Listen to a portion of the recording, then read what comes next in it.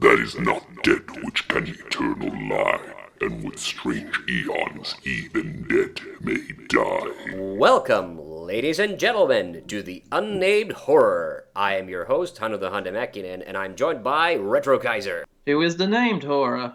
Yeah.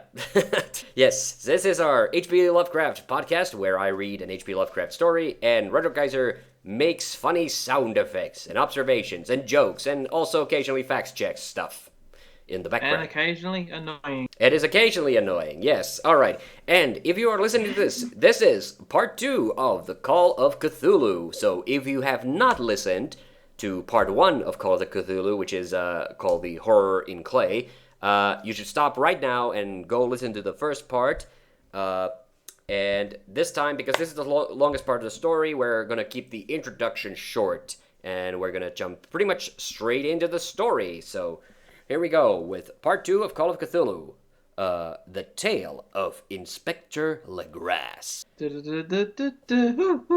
The older matters which have... oh god, I immediately just, screwed that one up. Okay. The older matters which had made the sculptor's dream and bas-relief so significant to my uncle formed the subject of the second half of his long manuscript. Once before, it appears, Professor Angel had seen the hellish outlines of the nameless monstrosity, puzzled over the unknown hieroglyphs, and heard the ominous syllables, which can be rendered only as... Yeah, you cut me off just as I was about to get to it. Yeah, alright. The ominous syllables which can only be rendered as Cthulhu. And all this... Was that Cthulhu saying hello? Yep. And all this in so stirring and horrible a connection that it is small wonder he pursued young Wilcox with queries and demands for data. Yes. Hey, Wilcox, what you got for me? But by the way, I wanted to point out, connection spelled with an X. I'm not sure. Did we have that in a previous Lovecraft story? I think we had something similar. Yeah, because, Lovecraft liked to use screwy spelling from time to time. The earlier experience had come in 1908, 17 years before, when the American Archaeological Society held its annual meeting in St. Louis. Professor Angel, as befitted one of his authority and attainments, had a prominent part in all the deliberations and was one of the first two approached by the several outsiders who took advantage of the convocation to offer questions for correct answering and problems for expert solution. That's a very convoluted sentence. Convocation. I mean, does that mean just kind of like convention or coming together to offer questions? Yeah, that sounds well. That's what it sounds like to me. Google away. How do you spell it? Convocation, exactly like you would think. So there's a V and an O and a cation. Here we go. Convocation meaning a large formal assembly of people. Yeah, exactly. So a convention. That's an old a con. That's a con, basically what the kids call nowadays. Wow.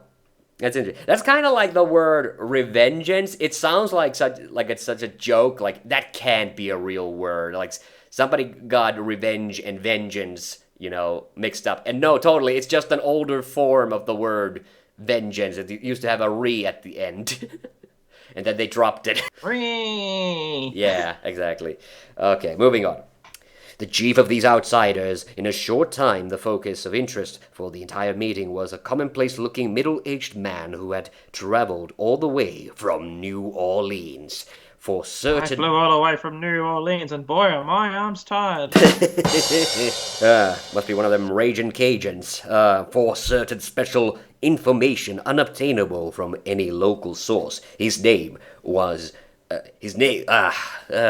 It's always the simple... I could do the fucking convoluted sentence with all the convocations easily. And then it's like the normal sentences I get tripped up. His name was John Raymond Legrasse. His ass is grass. I'm sure everybody loves him. Old sitcom reference. And he was, by profession, an inspector of police. With him, he bore the... Bonjour. With him he bore the subject of his visit, a grotesque, repulsive, and apparently very ancient stone statuette, whose origin Ew. whose origin he was at a loss to determine. It must not be fancied that Inspector Legrasse had the least interest in archaeology. On the contrary, his wish for enlightenment was prompted by purely professional consideration. The statuette, idol, fetish, or whatever it was, had been captured had been captured some months before the wooded swamps south of New Orleans during a raid on a supposed voodoo meeting, and so singular and hideous were the rites connected with it that the police could not but realize that they had stumbled, page turn, sorry, on a dark cult totally unknown to them and infinitely more diabolic than even the blackest of the yes, than even the blackest of the African voodoo circles. Oh.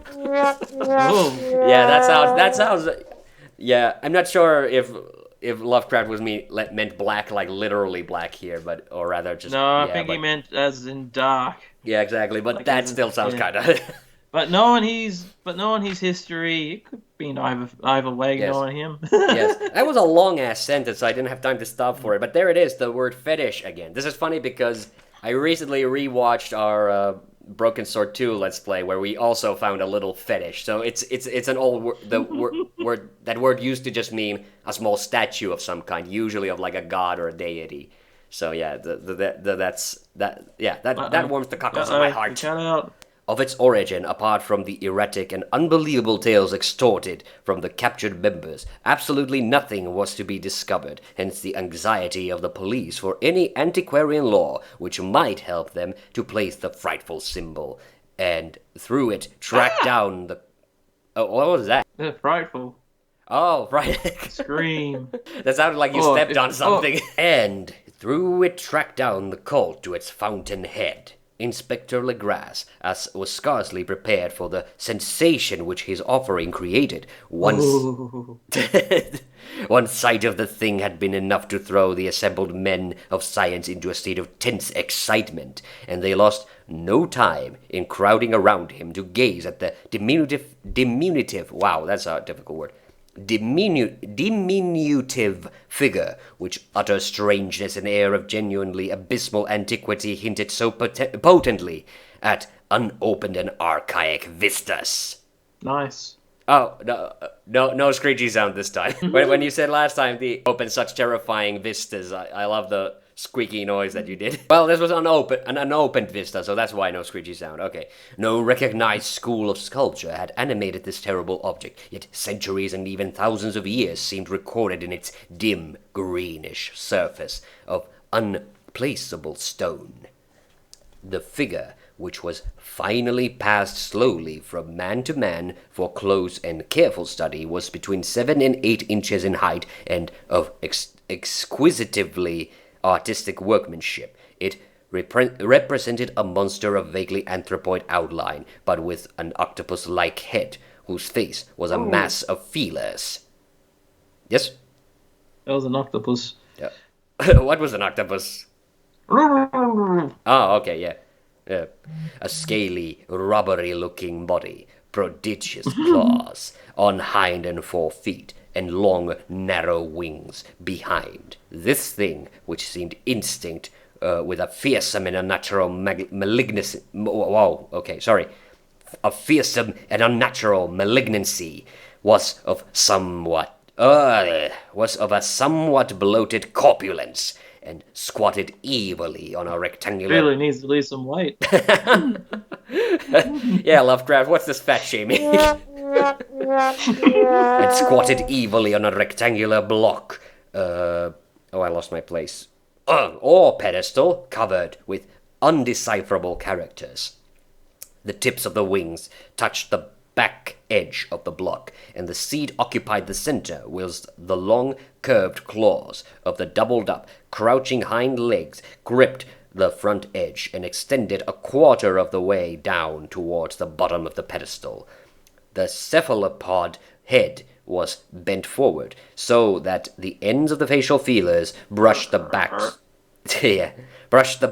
of the huge four paws, which clasped. Who's a Sorry. good boy? Who's a good boy?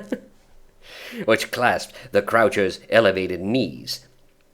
The aspect of the whole was abnormally lifelike, and the more subtly fearful because its source was so totally unknown. Its vast, awesome, and incalculable age was unmistakable. Yet not one link did it shew with any known type of art belonging to civilization's youth. There's that shoe again. If the shoe Well, they fits, told it to get out of here. yeah. The shoe fits. If the shoe fits, you must acquit. No, yeah, but it's the show, past form for show. Yeah, that's what that is.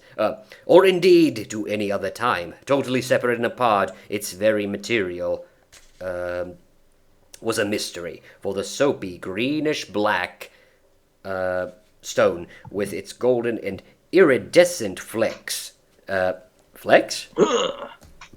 No, not Flex, but Flecks.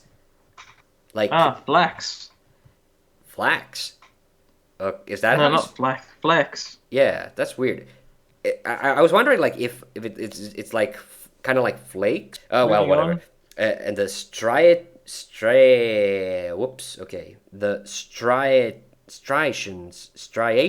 Yes, so striations resembled nothing familiar to geology or mineralogy. The representation of half the world's expert learning in this field could form the least notion of even the remotest linguistic kinship. They, like the subject and material, belonged to something horribly remote and distinct from mankind as we know it.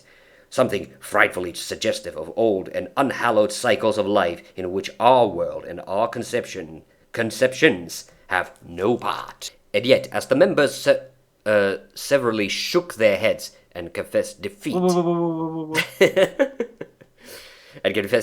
at the inspector's problem, there was one man in the gathering who suspected a touch of bizarre familiarity in the monstrous shape and writing, and who presently... I know that thing. yeah, and who presently told with some diffidence of the odd trifle he knew. This person was the late William Channing Webb, professor of anthropology in Princeton University and an explorer of no slight note. That's a funny way to say it, of no slight note. Professor Webb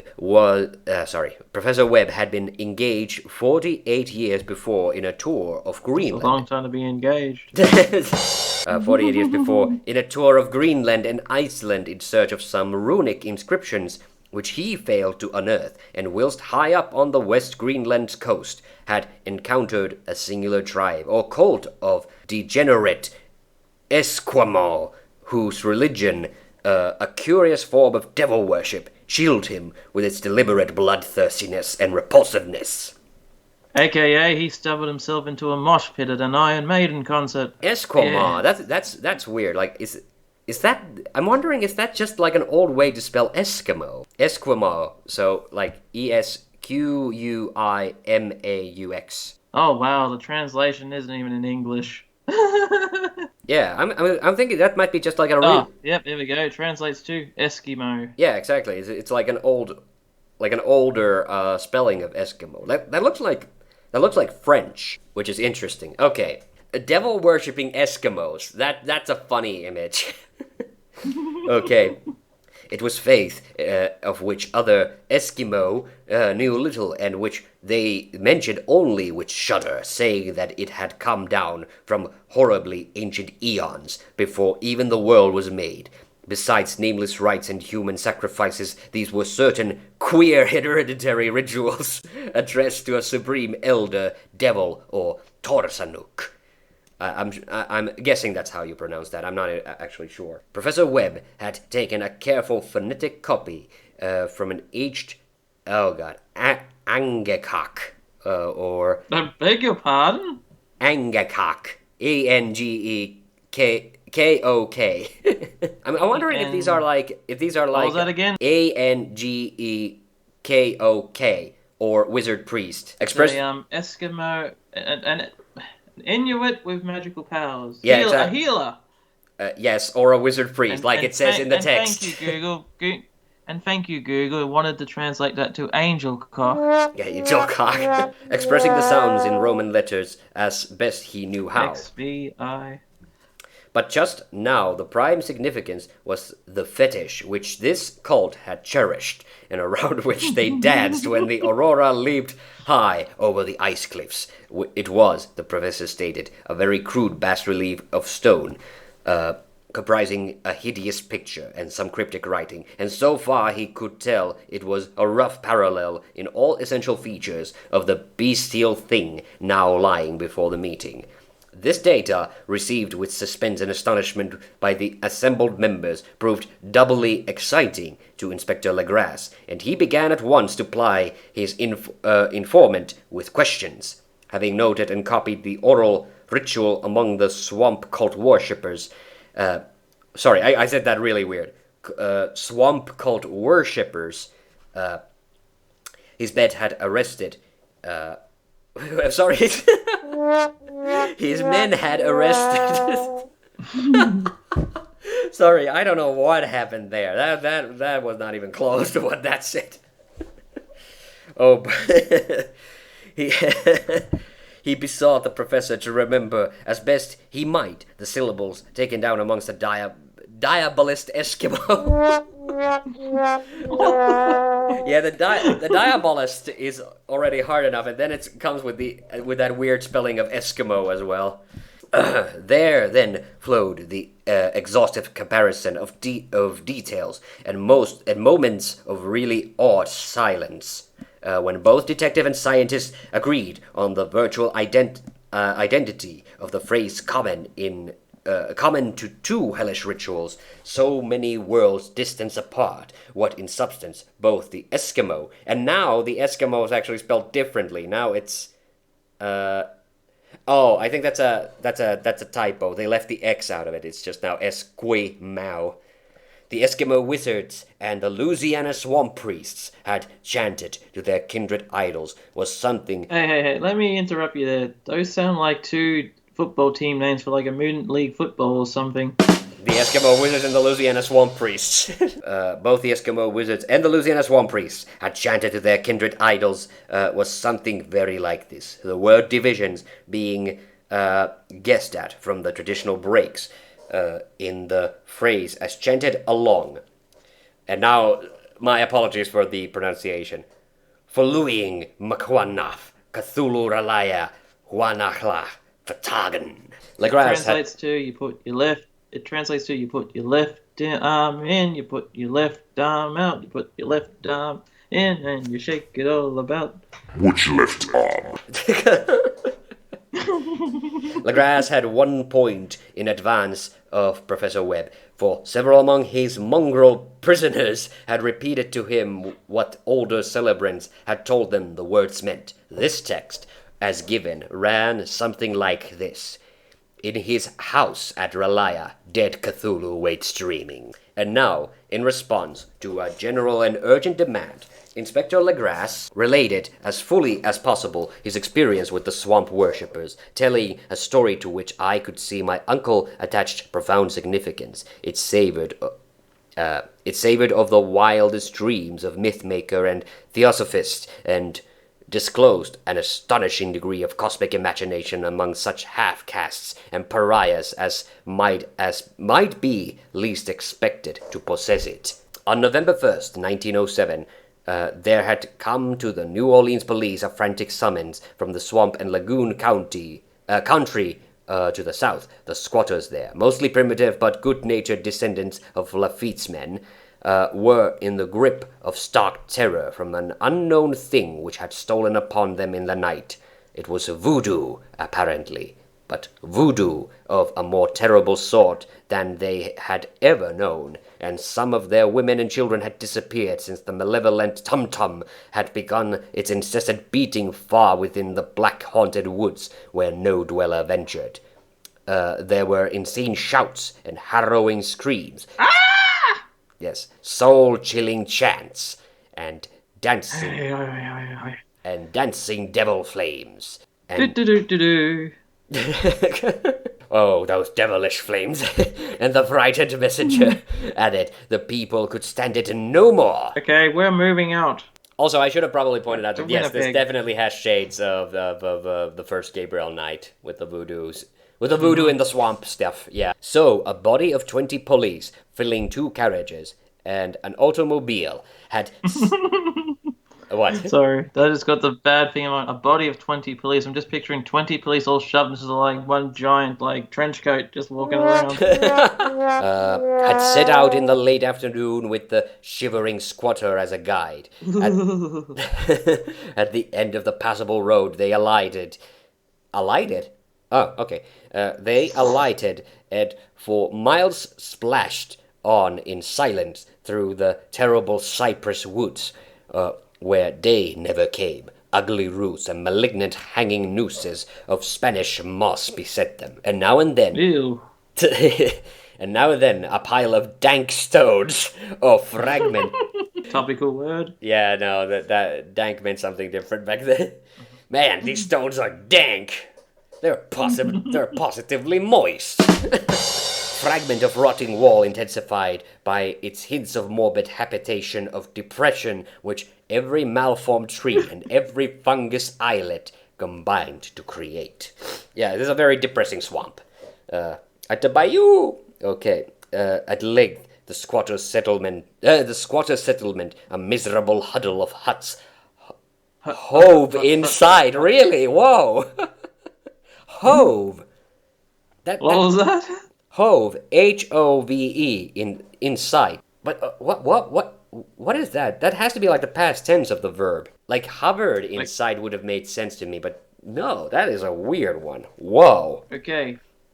I look up the meaning of the word hove and it pops up. It's a town in South Australia. Yeah, Okay, if a hove verb, maybe that'll help. But it means to remain stationary, usually on horseback. so it's just a way to say that it was there. Yeah, it's just that just caught me off guard. The hysterical dwellers ran out to cluster around the group of bobbing lanterns. The muffled beat of tum-tums was now faintly audible far ahead, and a curdling shriek came.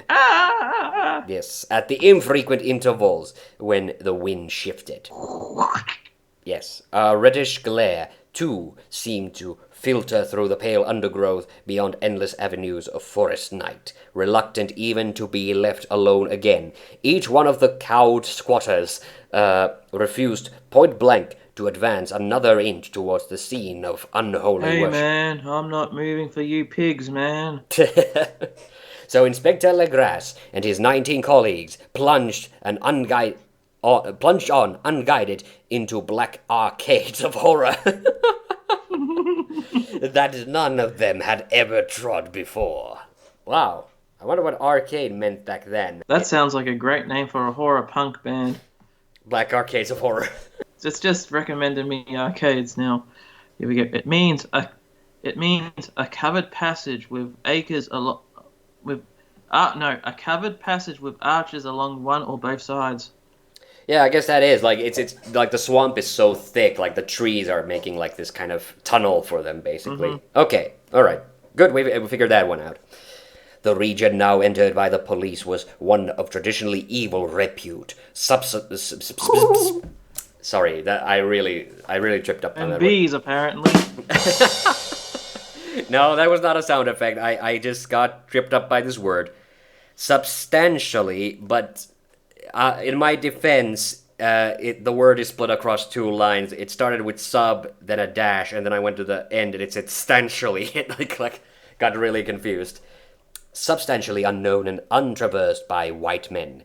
There were legends of hidden lake unglimpsed by mortal sight, in which dwelled a huge, formless, white, polypous thing with luminous eyes, and squatters whispered that bat-winged devils flew up out of caverns in inner earth to worship it at midnight. They said it had been there before D'Iberville, or D'Iberville. Yeah, Before LaSalle, before the Indians, before even the wholesome beasts and birds of the woods, it was nightmare itself. To see it was to die. But it made men dream, and so they knew enough to keep away. The present voodoo orgy was indeed on the merest fringe of this abhorred area. Here we go with those orgies again. Man, my voodoo orgies are so bad I can't get anyone over. I have to use all the voodoo dolls at these orgies. Oh boy. But that location was bad enough. Hence, perhaps, the very place of worship had terrified the squatters more than the shocking sounds and incidents. By the way, when you said voodoo dolls, I was reminded, this is a complete side tangent now, but you know the Hong Kong movie Winners and Sinners, Jackie Chan and Sammo Hung. Again, barely. And also a bunch of other famous Hong Kong guys. Well, it had a couple of sequels that were called the My Lucky Stars films, and in the third one, there's a really funny scene involving voodoo dolls, and Richard Nung goes to a witch doctor, and he wants him to make him a voodoo doll that when he puts a nail into... the voodoo doll is of himself, but when he puts a nail into him and he thinks of somebody, that person will become attracted to them. And so, of course, the witch doctor has a female assistant, but instead of thinking of the female assistant, Richard Nung actually pokes the doll, and the witch doctor suddenly becomes very attracted to him. Then he pulls out the pin, and the witch doctor is horrified, like, "Why were you thinking of me?" So, and then Richard Nung's character says, "Well, I was just testing that you were trying to screw me over." It actually, and to see that it actually works.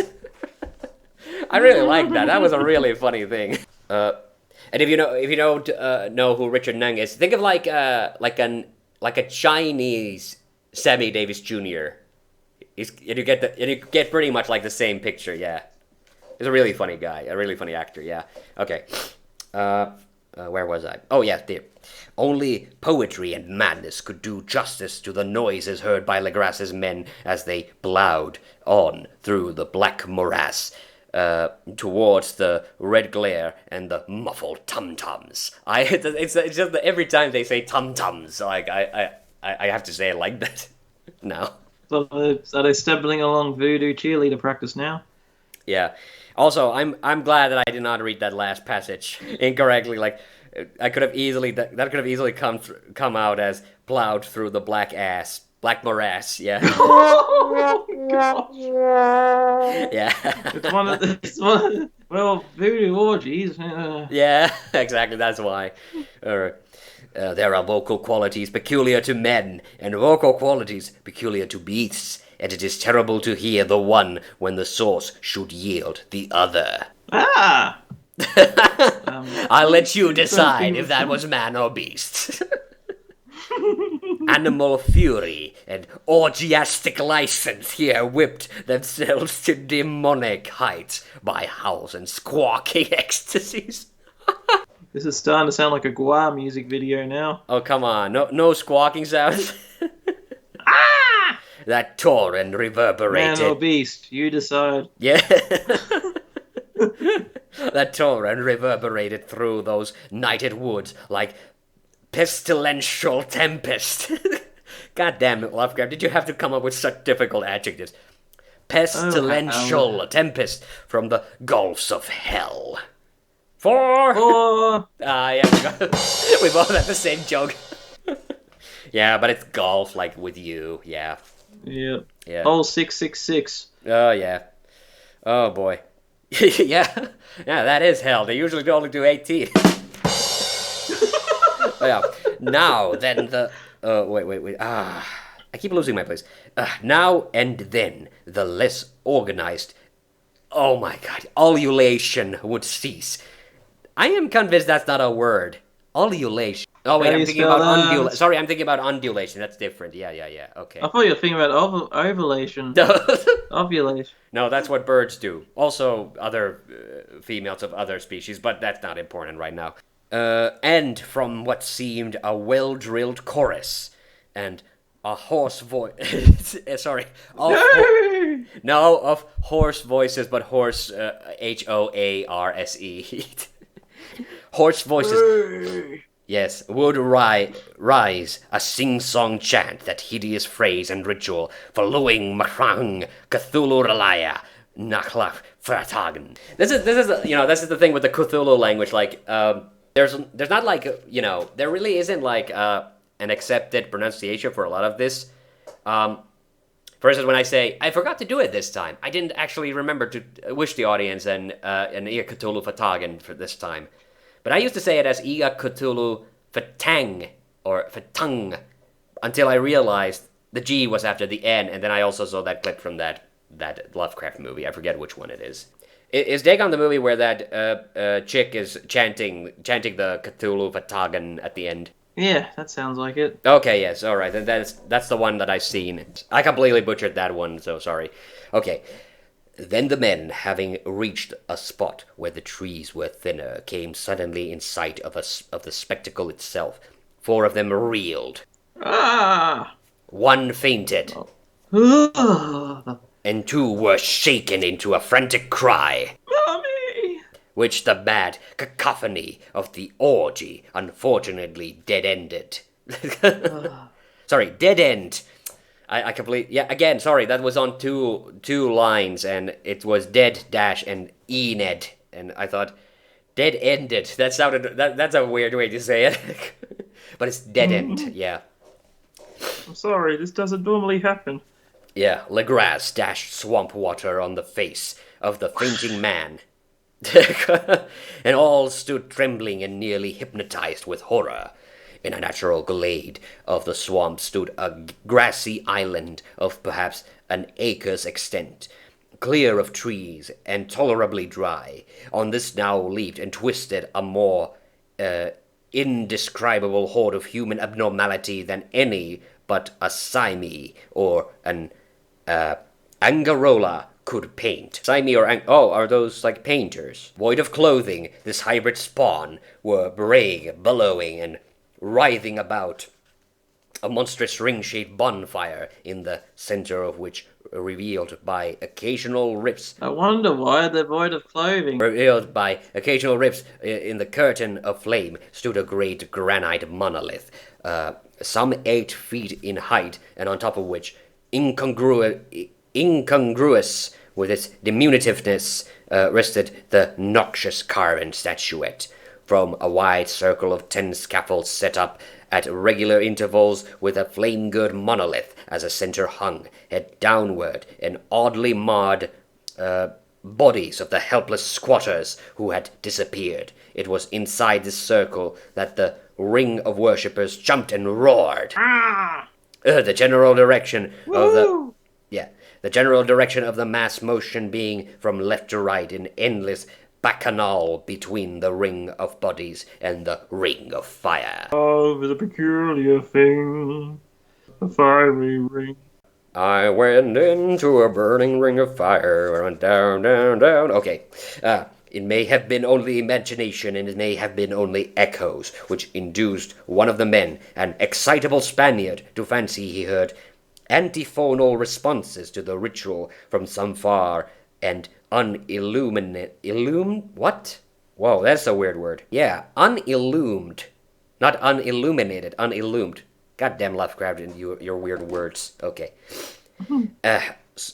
Some far and unillumed spot deeper within the wood of ancient legendary and horror. This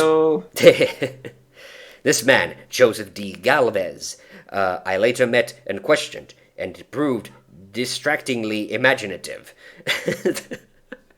That sounds like an insult. He indeed went so far as to hint of the faint beating of great wings, and of glimpses of shining glimpse of shining eyes and mountainous white bulk beyond the remotest trees. But I suppose he had been hearing too much native superstition. Actually, the horrified pause of the men was of comparatively brief duration. Duty came first, and although there must have been nearly 100 mongrel celebrants in the throng, the police relied on their firearms and plunged determinedly into the nauseous rout. For 5 minutes, the resultant din and chaos were beyond description. Pew, pew, pew, pew. Whack. Wild blows were struck, shots were fired, and escapes were made. But in the end, Legrasse was able to count some 47 sullen prisoners, whom he forced to dress in haste and fall into line between two rows of policemen. You're under arrest. Yes, 5 of the worshippers lay dead, and 2 severely wounded ones were carried away on improvised stretchers by the fellow prisoners. The image of the monolith, of course, was carefully removed and carried back by Legrasse. Examined at headquarters after a trip of intense strain and weariness, the prisoners all proved to be men of very low, mixed-blooded, and mentally aberrant type. That's not very nice. Most were seamen, and sprinkling... Oh, my! and a sprinkling of Negroes and mulattoes, largely West Indians and Brava Portuguese from the Cape Verde Islands, gave a coloring of voodooism to the heterogeneous cult. Was he writing a biological cookbook or something? Yes, add ground black people. Did you hear about that one? So wrong. Have you heard about that one? That was an actual typo in some cookbook. It was supposed to say like ground black pepper, and it said ground black people. Oh, that's not a good typo to have. Yeah, no, I think it actually did like cause that book to be like completely recalled, and they never even like reissued it. I forget what it's called, but it's a really famous one. Like if you Google it, you'll find out. Ground black people. Yeah. Okay. I knew I should be wary of books written by Hannibal Lecter. But before many questions were asked, it became manifest that something far deeper and older than Negro fetishism. Oh. God damn it. Was involved. Degraded and ignorant as they were, the creatures held with surprising consistency to the central idea of their loathsome faith. They worshipped, so they said, the great old ones, who lived ages before there were any men, and who came to the young world out of the sky. Those old ones were gone now. Oh. Yes, those old ones were gone now, inside the earth and under the sea, but their dead bodies had told their secrets in dreams to the first men who formed a cult which had never died. This was the cult, and the prisoners said it had always existed and always would exist, hidden in distant wastes and dark places all over the world until the time when the great priest Cthulhu, from his dark house in the mighty city of R'lyeh, under the waters, should rise and bring the earth again beneath its sway. Some day he would call when the stars were ready, and the secret cult would always be waiting to liberate him. Meanwhile, no more must be told. There was a secret which even torture could not extract. Mankind was not absolutely alone among the conscious things of earth, for shapes came out of the dark to visit the faithful few, but these were not the great old ones. No man had ever seen the old ones. The carven idol was great Cthulhu, but none might say whether or not the others were precisely like him. No one could read the old writing now, but things were told by word of mouth.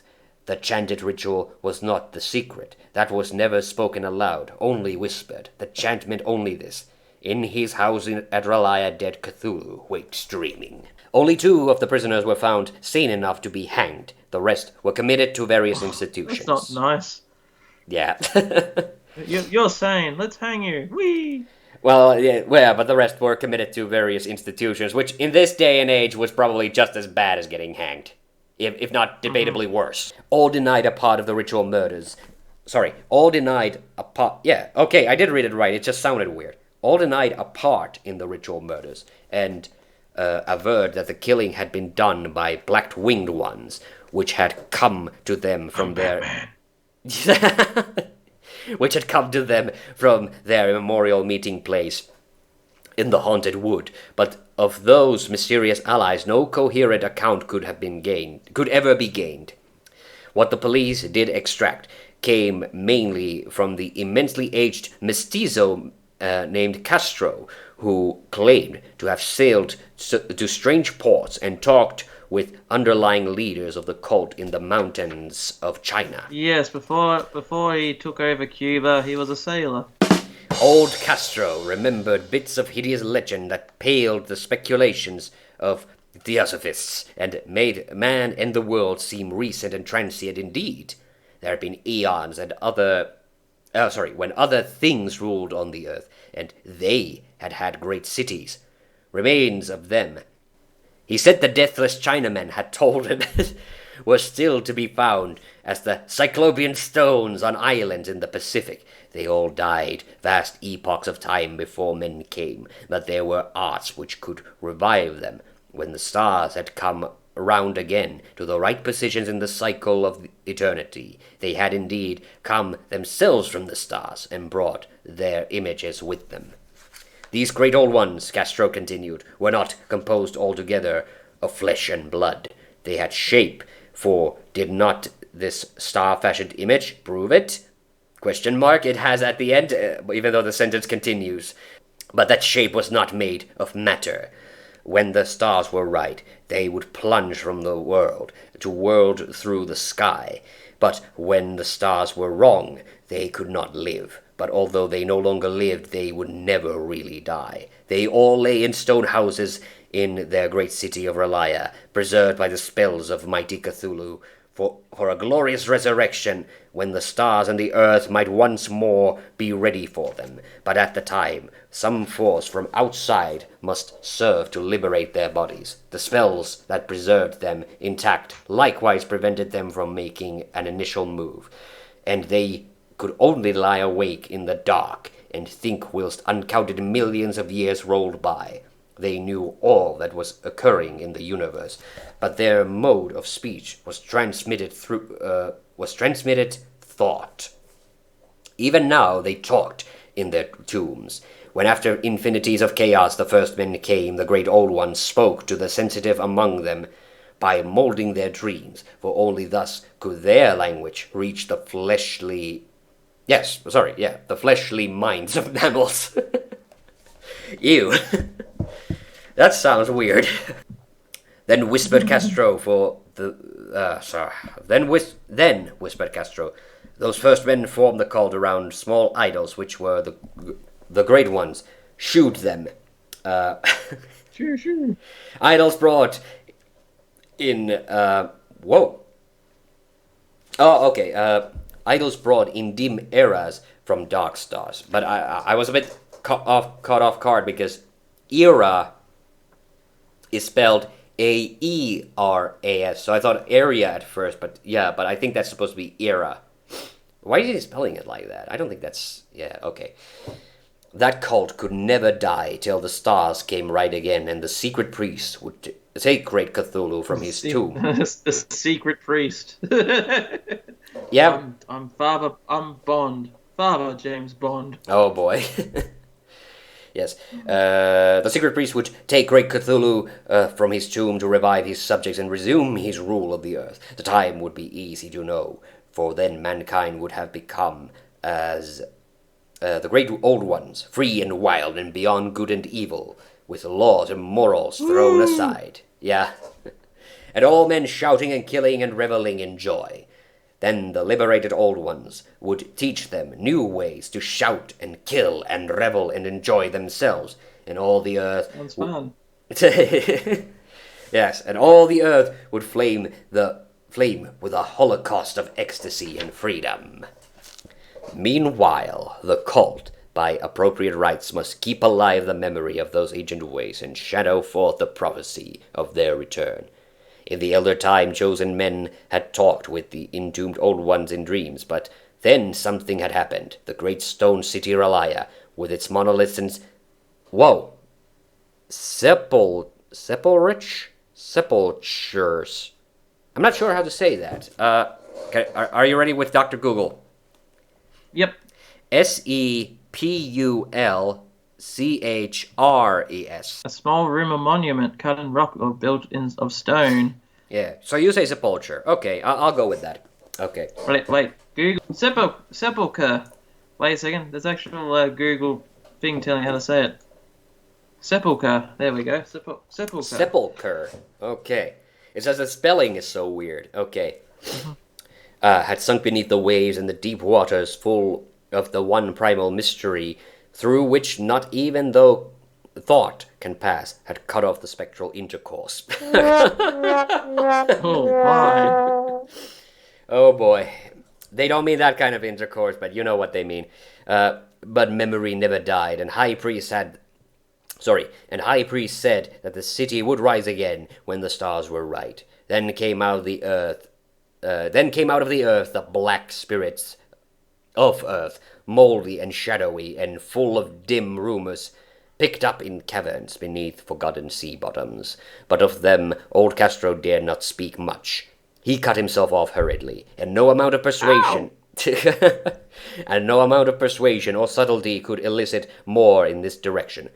The size of the old ones, too, he curiously declined to mention. Of the cult, he said that he thought the center lay amid the pathless deserts of Arabia, where Irem, the city of pillars, dreams hidden and untouched, and was thought allied to the European witch cult, and was virtually unknown beyond its members. No book had ever really hinted of it, though the deathless Chinaman said there were double meanings in the Necronomicon of the mad Arab Abdul al-Hazred, which the initiated might read as they chose, especially the much-discussed couplet, "That is not dead which can eternal lie, and with strange eons even death may die." Legrasse, deeply impressed and not a little bewildered, had inquired in vain concerning the historic affiliation of the cult. Castro apparently had told the truth when he said that it was wholly secret.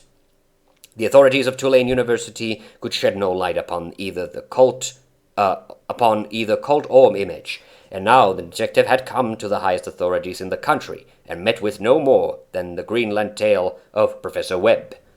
The feverish interest aroused at the meeting by Legrasse's tale, corroborated as it was by the statuette, is echoed in the subsequent correspondence of those who attended, although scant mention occurs in the formal publication of the society. Caution is the first care of those accustomed to face occasional charlatanry. That's a difficult word. From charlatanry and imposture. Legrasse, for some time, lent the image to Professor Webb, but at the latter's death it was returned to him and remains in his possession, where I viewed it not long ago. It is truly a terrible thing, and unmistakably akin to the dream sculpture of young Wilcox.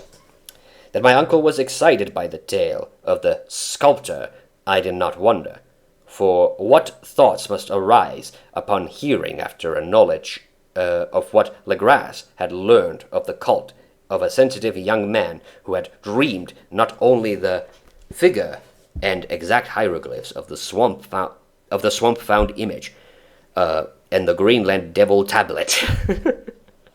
That's another great name for a metal band. Deviled tablet just makes me hungry for some deviled eggs. Oh boy. But had come in his dreams upon at least three of the precise... Oh, grow up. At least three precise words of the formula uttered alike by Eskimo diabolists. I almost got cut off by the Eskimo again, because it's spelled again without the X at the end. What the hell? Come on. Get it together, Lovecraft. And mongrel Louisianans. Eskimo Diabolus and mongrel Louisianans. That sounds like a main event wrestling match. Yeah, or, yes, another two sports teams. Yes. Yeah. Professor Angel's instant start on an investigation of the utmost thoroughness was eminently natural, though privately I suspected young Wilcox of having heard of the cult in some indirect way, and of having invented a series of dreams to heighten and continue the mystery at my uncle's expense. The dream narratives and cuttings collected by the professor were, of course, strong corroboration, but the rationalism of my mind and the extravagance of the whole subject led me to adopt what I thought the most sensible conclusions. So after thoroughly studying the manuscript again and correlating the theosophical and anthropological notes with the cold narrative of Legrasse. I made a trip to Providence to see the sculptor and give him the rebuke I thought proper for so boldly imposing upon a learned and aged man. Wilcox, Rhode Island we go. yeah, Wilcox still lived alone in the Fleur-de-Lis building in Thomas Street, a hideous Victorian imitation of 17th century Breton architecture, which flaunts its stuccoed front amidst the lovely colonial houses of the ancient hill. Ooh, how lovely and how colonial. And under the very shadow of the finest Georgian steeple in America. I found him at work in his room, and at once conceded from the specimens scattered about that his genius is indeed profound and authentic. He will, I believe, sometime be heard from as one of the great decadents, the great decadents, for he has crystallized in clay and will one day mirror in marble those nightmares and fantasies which Arthur Machen, or Machen, I'm not sure how. I'll stick with Machen, which Arthur Machen evokes in prose, and Clark Ashton Smith makes visible in verse and in painting.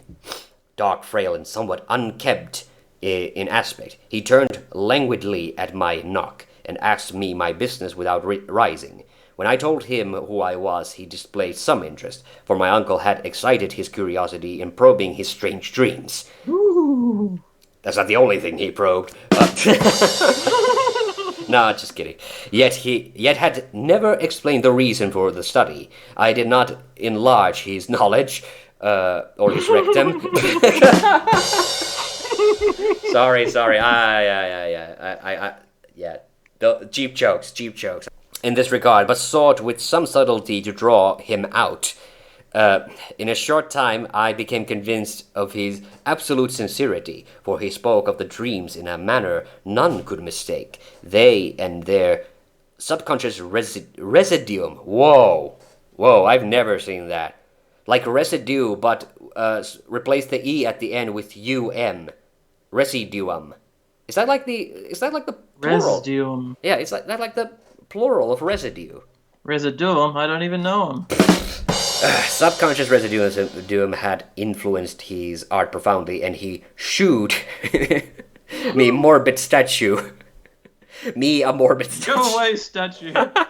Go away. Yeah, sorry, I skipped the article there, but yeah. Shooed me a morbid statue, whose contours almost made me shake with the potency of its black suggestion. Oh my. The language, Howard. Language. Yeah, that sounds weird, yeah. He could not recall having seen the original of this thing except in his own dream bas relief, but the outlines had formed themselves intensibly under his hands. It was, no doubt, the giant shape he had raved of in delirium. That he really knew nothing of the hidden cult, save from what my uncle's relentless catechism had let fall, he soon made clear, and again I strove to think of some way in which he could possibly have been received. He could possibly have received the weird impressions. Yeah, the catechism almost caught me off guard, but that off guard. But, oh God! Yeah, but then I recognized it. Yeah, I have a catechism in my bookcase right now. In the other room, though, I can't reach out for it. Do they? Oh, sorry. This is a random question. Do they have catechisms in Judaism? Do you know what a catechism is? No, I do not. Unfortunately, I'm thinking of catacombs. It's kind of like a Bible handbook. So it's like. It's just full of like interpretations of what these different Bible verses could mean, and I have a feeling every religion has one of those. Yeah. So it's not the actual liturgical text. It's just like interpretations because I think the Lutherans have their own, and I'm sure the Catholics have their own, and so forth. Okay, but moving on. He talked of his dreams in a strangely poetic fashion, making me see with terrible vividness the damps cyclopean city of slimy green stone. I said damp with such conviction. I was really hoping it was dank instead. Dank is a fun word to say, though, I have to admit. Whose geometry, he oddly said, was all wrong, and and here with frightened... Yeah, sorry, I'm running out of breath here. Well, get out of the moist Cyclonian architecture. Cyclopean. Cyclopean. Yeah. Cyclonian. Yeah, you always want to replace the P with an N. Yeah. Okay. And here the frightened, unexpectedly. Sorry, I'm a complete shit again. And here with with frightened expectancy, the ceaseless, half-mental calling from the underground. Cthulhu Fatagen, Cthulhu Fatagen. These words had formed part of that dread ritual which told of dead Cthulhu's dream vigil in his stone vault at Relaya, and I felt deeply moved despite my rational beliefs. Wilcox, I was sure, had heard the call of the cult in some casual way, and had soon forgotten it amidst the mass of his equally weird reading and imagining. Later, by virtue of its sheer impressiveness, it had found subconscious expression in dreams, in the bas-relief, and in the terrible statue I now beheld, so that his imposture upon my uncle had been a very innocent one. The youth was of a type at once slightly affected and slightly ill-mannered, which I could never like, but I was willing enough now to admit both his genius and his honesty. I took leave of him amicably and wish him all the success his talent promises. That's rare for a Lovecraft story, like somebody actually like wishing someone well. The matter of the cult still remained to fascinate me, and at times I had visions of personal fame from researches into its origin and connections. There's again connections with an X. I visited New Orleans, talked with Legrasse and others of that old-time raiding party. Old-time raiding party? Sounds really funny. Although, old-time has a dash between old and time, and then raiding party has a dash. Saw the frightful image and even questioned such of the mongrel prisoners as still survived. Old Castro, unfortunately, had been dead for some years. What I now heard so graphically at first hand, though it was really no more than a detailed confirmation of what my uncle had written, excited me afresh. For I felt sure that I was on the track of a very real, very secret, and very ancient religion, whose discovery would make me an anthropologist of note. My attitude was still one of absolute materialism, as I wish it still were, and I discounted with almost inexplicable perversity the coincidence of the dream notes and the odd cuttings collected by Professor Angel. One thing I began to suspect, and which I now fear I know, is that my uncle's death was far from natural. He fell on a narrow hill street leading up from an ancient waterfront swarming with foreign mongrels, after a careless push from a Negro sailor. I did not... Splash. Yes, I did not forget the mixed blood and marine pursuit of the cult members in Louisiana, and would not be surprised to learn of secret methods and poison needles as ruthless and as anciently known as the cryptic rites and beliefs. Legrasse and his men, it is true, have been let alone, but in Norway a certain seaman who saw things is dead.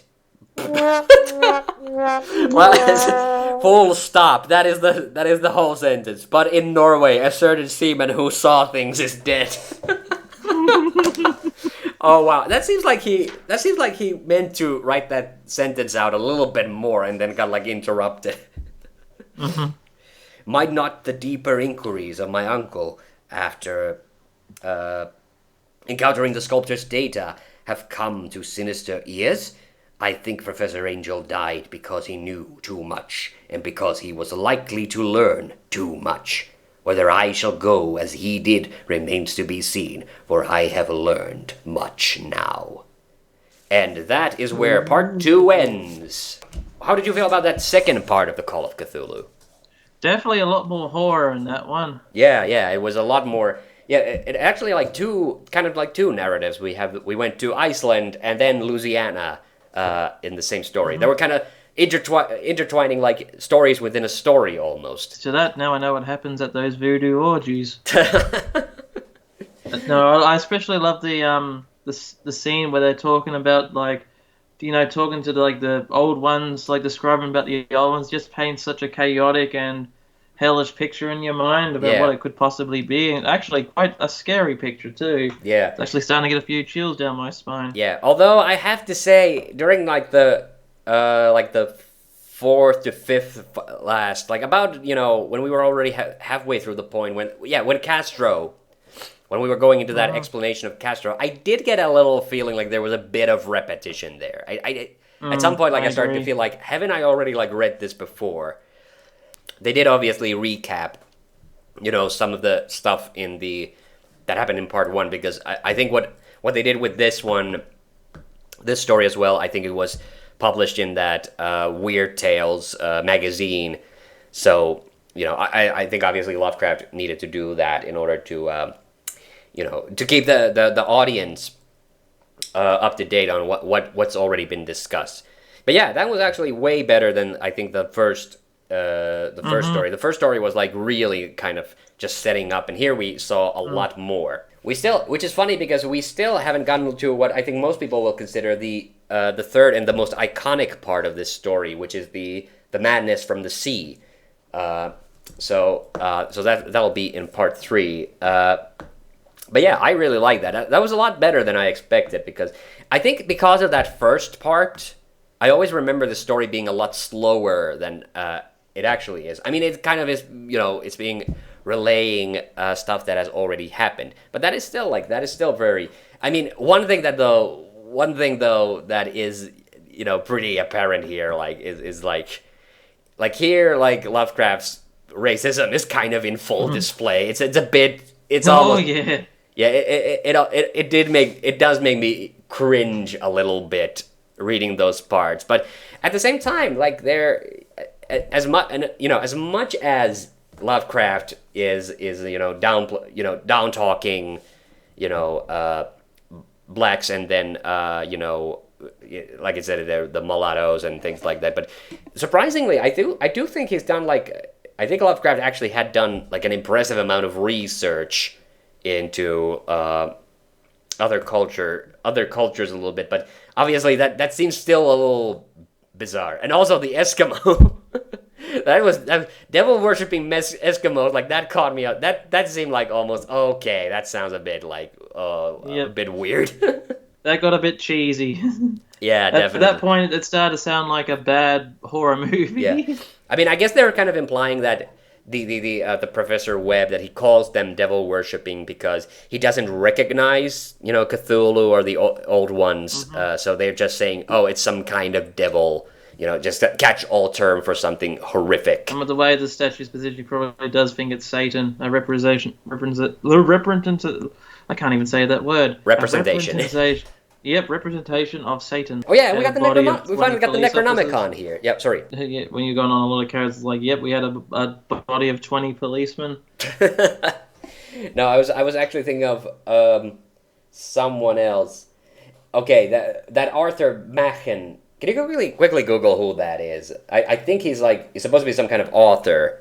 So how do you spell his last name? Machen. Does it have an instruction how to say his name? Because I feel a little bad for not getting it quite right. Machen. Okay. Yeah, he's Welsh. He's Welsh. Okay. All right. Yeah. Yeah. And also, yes, we finally got a mention of the Necronomicon here. Yeah. And also the Mad Arab Abdul Al-Hazred. I love it that in every Lovecraft story, it doesn't matter which one it is, they always have to say it exactly like that. The Mad Arab Abdul Al-Hazred. Which I'm not sure if that's, fair. I mean, yeah, the thing with the Cthulhu stories is that gaining knowledge of the old ones, has a tendency of causing people to go insane. Arthur Macon's work, and this one just caught me completely off guard. It's called The Green Round, and the description of the story is: a man is haunted by a dwarf after visiting the Green Round on the beach. Haunted by a dwarf. Oh boy. Yeah. Oh ho, hi ho, a haunting we will go. Yeah, but I was just saying about the Necronomicon that I just think it's really really funny every single time. That I think even in the Hound, it's been a while since I've read it. I have to read it again, but I think even there they call it the Necronomicon of the Mad Arab Abdul Al-Hazred. So it's just funny. That is how you name Abdul Al-Hazred, occupation Mad Arab. Like that's the only descriptor they can come up with for him. Like That sounds like a professional wrestler. Yeah, but in every single one, because he's the guy who wrote the Necronomicon, so that's why they always mention him. Ah. Yeah, so I don't remember which story it is specifically. Maybe it is actually the story called Necronomicon, but they tell the story of Al-Hazred started having visions of the old ones and started writing them down into the book, and then, of course, died mysteriously. And the reason they called him mad was because he was babbling on about, like, ancient underwater cities and stuff. And guys were going like, what are you talking about? We're in the desert. And we have the Relia again, and we have pretty much all the greatest hits. We had the That Is Not Dead, Which Can Eternal Lie line there, and the one that I could not pronounce correctly, in his Vault of Stone in Relia, blah blah blah. Yeah, but that was a fun read. That was definitely a fun read, in my opinion. Yeah. Okay. Do you have any closing comments? No, none whatsoever. Quite satisfied with that story. All right. Yes. So thank you for joining us on the second and easily the longest part of the Call of Cthulhu. Remember to join us next time when we finally complete the Call of Cthulhu with the. I just closed the book on it. What is that? The Madness from the Sea. I always want to say Madness at Sea, but that's not the name of that part of the story. All right. Well, if there's nothing else to say, an Ia Cthulhu Fatagan from me, and see you on the next one. Kaiser, say goodbye to the audience. So long, sayonara, don't forget your toothbrush, and have a safe one. Yes, bye-bye.